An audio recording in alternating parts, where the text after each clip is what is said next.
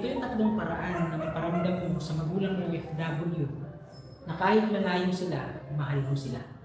Number one, kamustahin mo sila.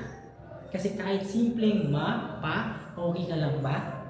Hindi mo alam kung gaano mo sila napapasaya. Kasi sa dami ng pagod at lungkot nila sa ibang bansa, minsan sapat na para sa kanila yung marinig na nila na inaalala mo rin sila kasi mahalaga sila sa'yo. Pangalawa, i-update mo sila sa buhay ninyo.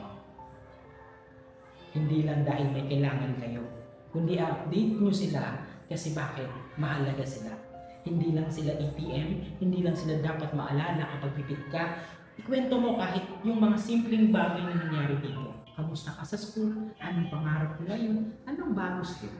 Yan ang mga bagay na nakakapuno ng pagod nila kahit malayo ka. Pangatlo, ayusin yung pag-aaral ninyo. Magpabuti kayo. Dahil yan ang pinakagusto nilang makita kahit hindi nila manama sa malapitan. Hindi man nila makita araw-araw kung paano ka lumalaban sa buhay mo.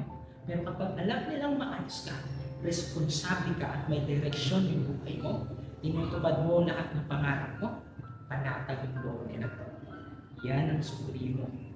Yan ang sukli na kahit anong pera, hindi kaya tapatan. Nagets mo? Kaya tandaan, sa dulo, hindi lang pera ang pinapadala ng OFW. Kasama ron ang lungkot, pagod at pangarap nila. Kaya sana, huwag na huwag niyong kalimutan na pasayahin yung magulang ninyo kahit malayo sila. Gets niyo?